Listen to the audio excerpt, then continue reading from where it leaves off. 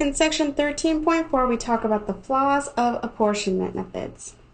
So Hamilton's method may appear to be a fair and reasonable apportionment method. It is the only method that satisfies the quota rule. That is, a group's apportionment is always its upper quota or its lower quota. Unfortunately, it is also the only method that can produce some serious problems called the Alabama paradox, the population paradox, and the new states paradox. So the first paradox we're going to talk about is the Alabama paradox. And this says that an increase in the total number of items to be apportioned results in the loss of an item for a group. So a small country with a population of 10,000 is composed of 3 states. According to the country's constitution, the Congress will have 200 seats. A table of the country's population distribution is given below.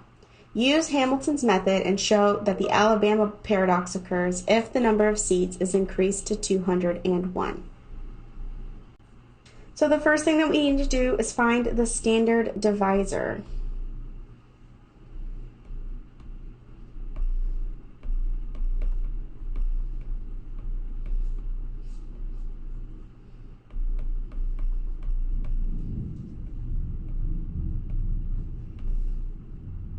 And so we're going to take our total of 10,000 and we are dividing by 200 because that's what we have first, 200 seats. And this gives me a standard divisor of 50. Now we want to go ahead and find the standard quota and then use Hamilton's method to apportion the seats to each state. So I am just going to add on to our table here.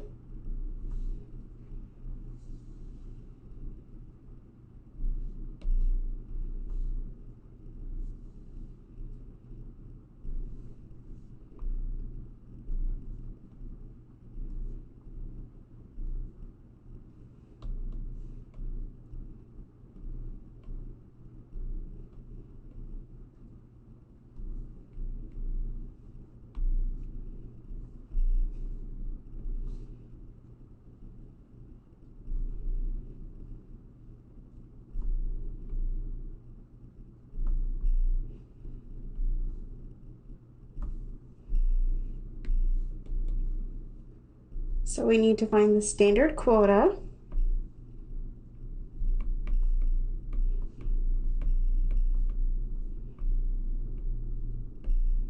And so we're going to take 5,015 divided by 50. That gives me 100.30. We're going to take 4,515 divided by 50, and that gives me 90.30. We're going to take 470 divided by 50, which gives me 9.40. And when I add that all together, I end up with 200, which is what I should get. And with Hamilton's method, we do the lower quota. So we want to round down. So this is going to round down to 100, round down to 90, and round down to 9. But when I add this all together, I end up with 199. So my final with the Hamilton method, I need to find the biggest decimal value to add the missing seat to, which is going to be the 0.40. And so my 9 is now going to be rounded up to 10, and the rest of these are going to stay the same. And when I add that, I end up getting the 200. So my apportionment for having the 200 seats is 100 for A, 90 for B, and 10 for C. Now what if I repeated this, but now I'm having 201 seats? So I need to find the new standard divisor, which is 10,000 divided by 201 this time. And that gives me 49.75. And so we're going to repeat the exact same thing, but with my new standard divisor.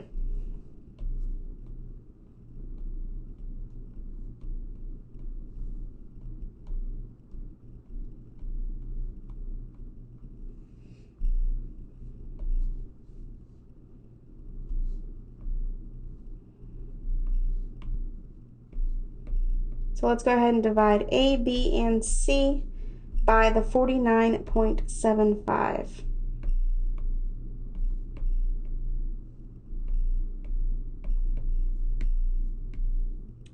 So 50/15 divided by 49.75 is going to give me 100.80.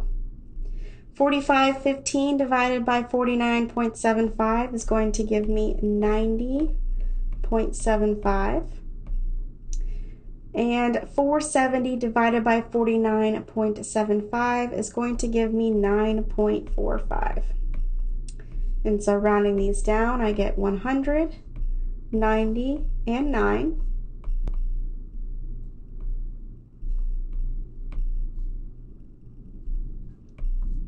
Which is going to add up to 199. And so I'm trying to get to 201. So I need to look for the two biggest decimals, which is going to be the 0.80 and the 0.75. So my 100 is now going to get bumped up to 101, and my 90 is going to get bumped up to 91. The other one's going to stay exactly the same, and when I add this together, I end up with 201. So what you can see is that when I added just one extra seat, somehow state A and state B got an extra seat compared to the 200, and state C lost a seat. And so that's what Alabama's paradox says. So when the number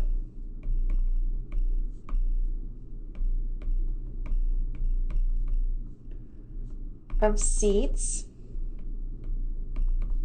increased to 201,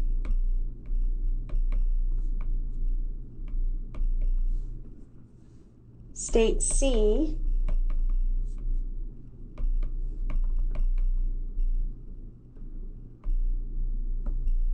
lost 1. We went from 10 to 9.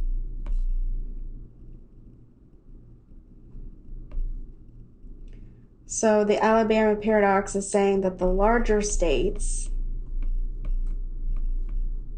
A and B,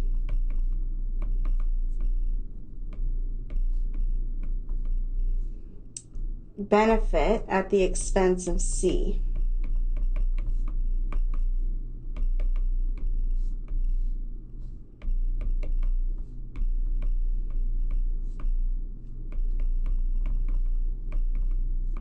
So just because we added a seat, one of our states lost one, which doesn't make a whole bunch of sense.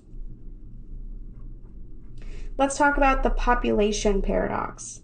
And so Group A loses items to Group B, even though the population of Group A grew at a faster rate than that of Group B. So a small country with a population 10,000 is composed of 3 states. There are 11 seats in Congress divided among the 3 states according to their respective populations. Using Hamilton's method, the apportionment of congressional seats for each state is shown. So it's already done for us. The population of the country increases as shown below. We want to find the percent of increase in the population of each state first. So let's talk about state A.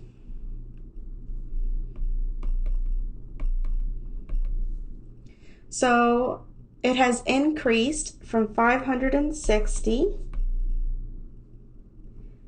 minus the original population of 540, and we divide by the original population. And so on the top we end up with 20 over 540, which is 0.037. And I'm going to just convert this to a percentage by moving my decimal place 2 spots to the right, and we end up with 3.7%. So they had a 3.7% increase in state A's population.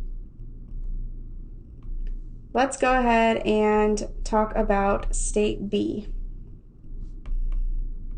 So their new population is 2,550 minus their original population of 2,430, and we want to divide by 2,430. And so the numerator gives me 120 over 2430.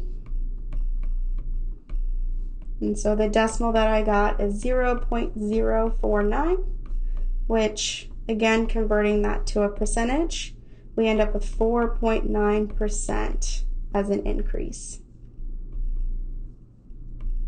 And let's do state C. The new population is 7,890 minus the original of 7,030. And we want to divide by the original of 7030. We end up with 860 over 7030. Which is going to give me a decimal of 0.122, or that's a 12.2% increase.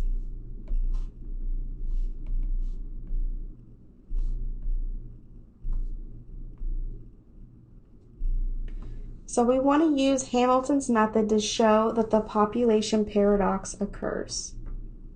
So we need to do the Hamilton method with their new populations. So let's go ahead and find the standard divisor first.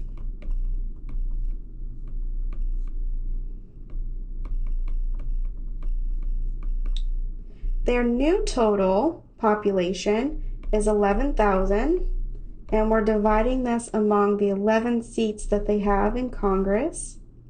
So divided by 11, which gives me 1,000. And so I'm just going to draw a very quick chart. We have our states, we have their population,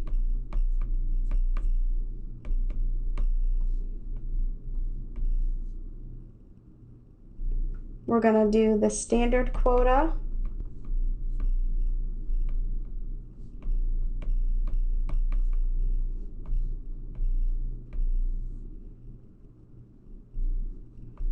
their lower quota,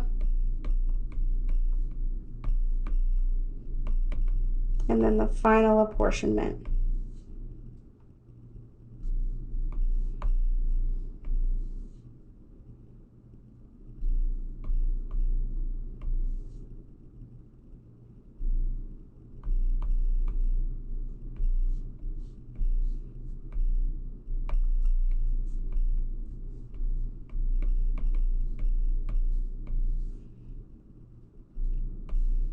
So we've got state A, state B, and state C.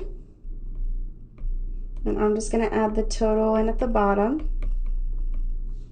The population for state A is now 560. The population for state B is now 2,550. State C has a population of 7,890. And the total population was 11,000. We're going to take those populations and divide it by the standard divisor of 1,000. And so 560 divided by 1,000 gives me 0.56. 2,550 divided by 1,000 is going to give me 2.55. 7,890 divided by 1,000 gives me 7.89. And when I add that all up, I end up with 11. And so now we want to then round down because we're using Hamilton's method. So when I round down 0.56, I end up with 0. When I round down 2.55, I end up with 2. And when I round down 7.89, I end up with 7.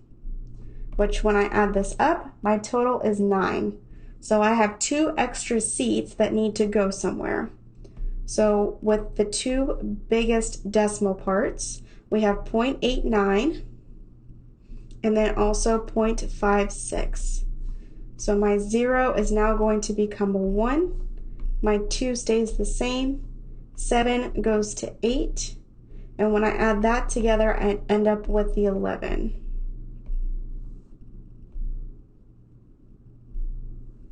And so state A has a seat where it didn't in the first round. We only had 0. And state B lost a seat because they had 3 in the first one, but now they only have 2. Even though state B's population grew at 4.9%, where state A grew at 3.7%. So let me just write that down up here for you. So state A got a seat, while state B lost one.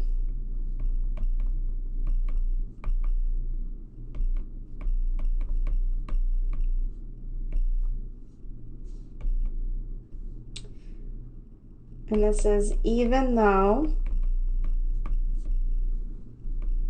state B's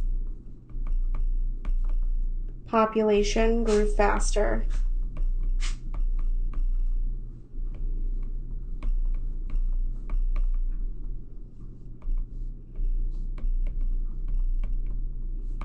Than state A.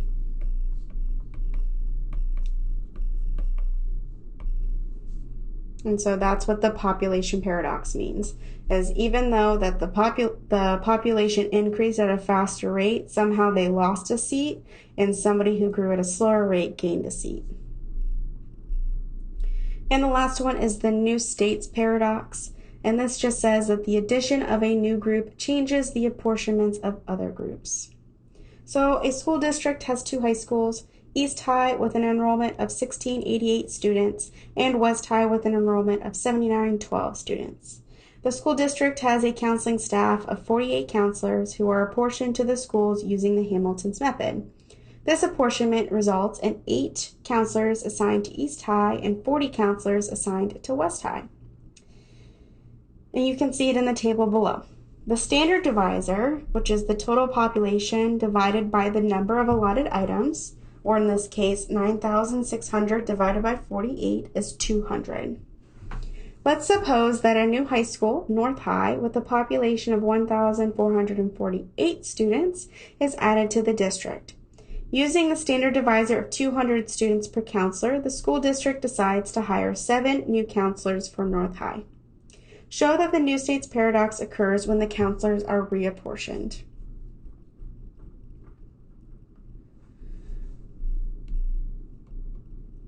So let's go ahead and find our new standard divisor.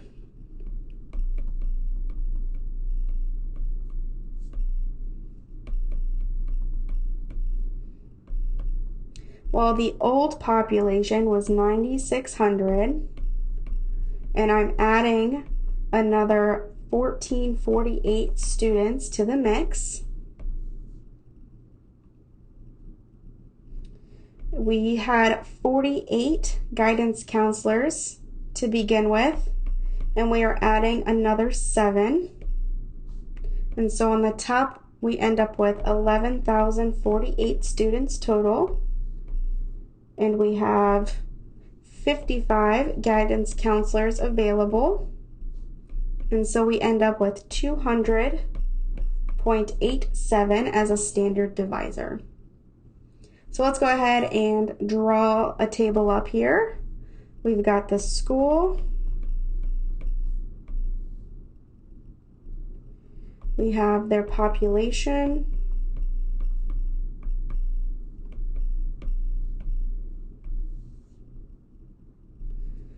We have the standard quota.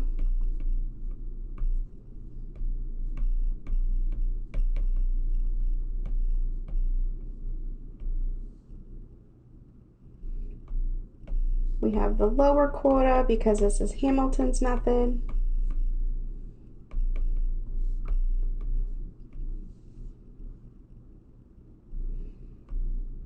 And then we have our final.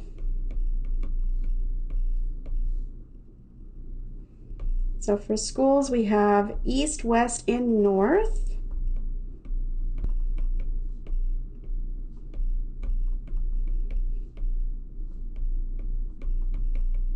And then let's just go ahead and add the total in at the bottom. The population of East is 1688. The population of West is 7912. And the population of North is 1448 for that total of 11,048 students. We're going to take 1688 divided by the 200.87, which is going to give me 8.40. We're going to take 7912 divided by 200.87, which gives me 39.39.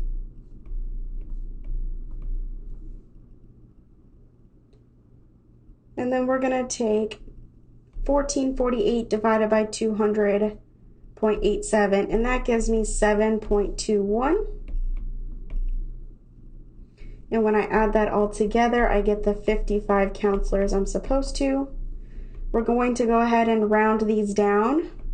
So we get 8, 39, and 7, which when I add that together, I got 54, which means I have one extra that I need to place somewhere, and the largest decimal that I have is 0.40.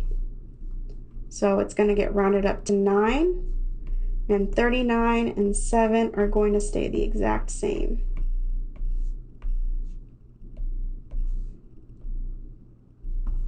And so when I compare this, East High gained a guidance counselor when I added in the extra. West High lost one, and then we still have the 7 for North High.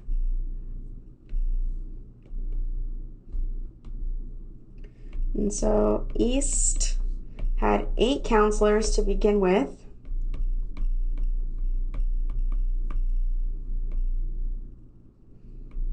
And West had 40.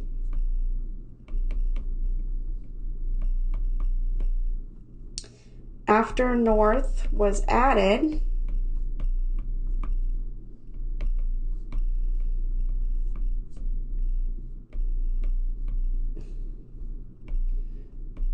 East gained a counselor.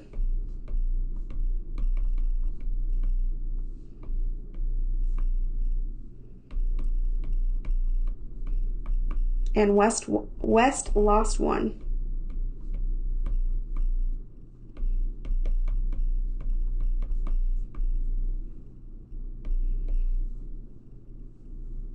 And so the addition of these new counselors changed the apportionments of the other two schools. And so that is what the new states paradox looks like. And so we have seen that although Hamilton's method satisfies the quota rule, it can produce paradoxes.